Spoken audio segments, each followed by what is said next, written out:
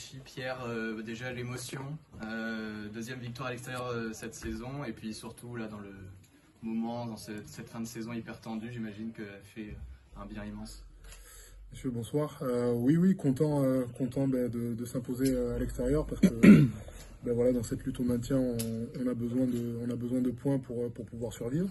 Donc voilà, ce soir c'est chose faite. Après, il y a eu vraiment une belle symbiose de l'équipe avec voilà, une alternance des formes de jeu qui nous a permis de scorer ce soir.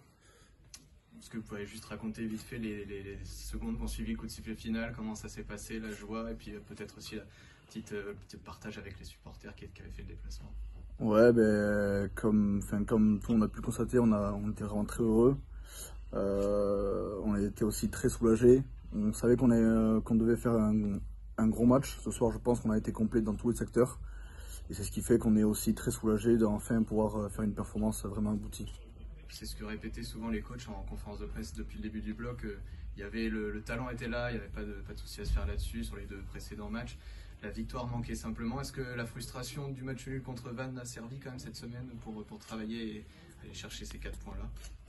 On voit que sur le début du bloc, à chaque fois on finit pas très loin, que ce soit à Grenoble ou contre Vannes où on fait match nul. Donc voilà, maintenant il fallait vraiment qu'on puisse se payer et avoir une victoire pour pouvoir voilà, progresser au plan comptable. Donc voilà, ce soir, prendre 4 points, c'est quelque chose de bien et ça nous permet de progresser au classement et de voir venir. Mais c'est loin d'être fini. On a la réception du CAB et après on va se déplacer à Nevers. Donc voilà, il va falloir qu'on continue dans cet esprit. Mais en tout cas, voilà, il y a de la matière pour travailler et pour pouvoir continuer de progresser dans de bonnes conditions. Vous sentez qu'il y a cette expérience collective qui vous pousse à absolument pas paniquer après une entame de match un peu difficile, à passer beaucoup dans votre camp, après être passé devant avant la mi-temps 6-0, quand Agen revient en fin de match, vous sentez que ça vous sert beaucoup les matchs où vous terminez tout près Ça faisait un moment qu'on subissait beaucoup nos entames de match. Là, je pense qu'on a encore subi, surtout territorialement. Mais malgré ça, on n'a pas flanché. On a réussi à marquer 3-0. On a bien défendu notre ligne. On a remarqué encore. On part à la mi-temps en tête, ce qui fait que ça nous donne beaucoup d'espoir pour le reste du match. Et voilà, ce qu'on s'était dit, c'est que si on était dans le match à la mi-temps, qu'il y avait quelque chose à faire. Et oui, vous parlez d'expérience collective. C'est vrai que il y a beaucoup de joueurs qui étaient là l'an dernier. On s'est battu jusqu'à la fin, jusqu'à la dernière seconde. Je pense que c'est aussi notre ADN de se battre partout. Et surtout jusqu'à la fin du match. Et là, ça s'est vu sur le terrain. Ces entames de première et donc seconde période, est-ce que c'est quelque chose que vous aviez identifié, vous, en tant que joueur du côté SUA? Parce que effectivement, ils ont fait de grosses entames à chaque fois. Alors oui, on savait que c'était une équipe qui commençait plutôt très fort ses matchs. Après, pour ma part, il y a deux mauvaises sorties de camp qui leur permettent de rester chez nous et de nous mettre un petit peu sous pression. Mais bon, voilà, il y a eu quand même de la sérénité, on n'a pas craqué et puis on est revenu petit à petit chez eux en marquant 2 pénalités. Donc voilà, après ça a permis de mener et d'être un peu plus serein avec le tableau de score qui est en notre faveur. Donc voilà, après, quand on mène le match, c'est beaucoup plus facile pour pouvoir développer du jeu. Donc non, c'est plutôt positif.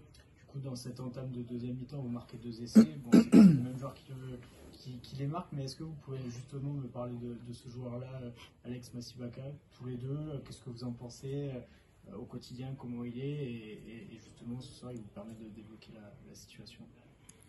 Au quotidien, c'est quelqu'un d'assez timide.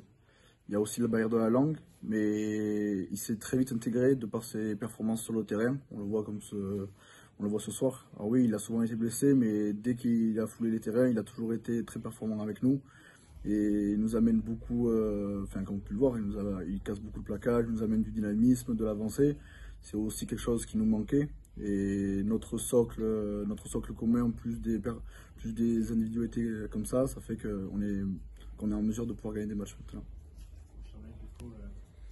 Non, c'est un excellent joueur. Après, on a déjà eu Lucas Tabarro qui a été rappelé par Montpellier. Donc voilà, c'était le deuxième joueur qui qui est en prêt donc au SA15. Voilà, il ne faudrait pas qu'il soit rappelé trop tôt au vu de ses très bonnes performances.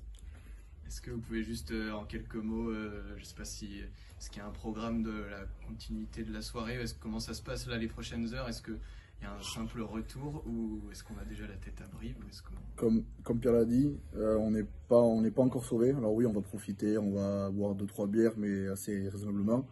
Et je pense qu'on aura dès dimanche la tête vers Brive parce que c'est un match très important pour nous. Et il faut absolument qu'on le gagne, donc on va très vite se pencher là-dessus.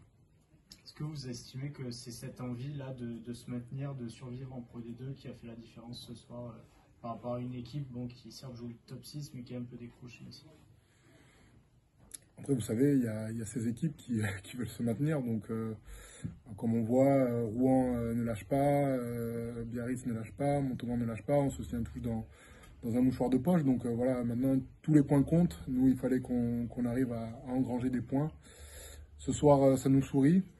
Mais ouais, comme je l'ai dit, c'est loin d'être fini. Donc il va falloir quand même retravailler. Il y a encore des grosses échéances. Donc non, on est loin du compte. Mais en tout cas, on va tout faire et tout mettre en notre faveur pour se maintenir cette année. Merci beaucoup. Merci à vous.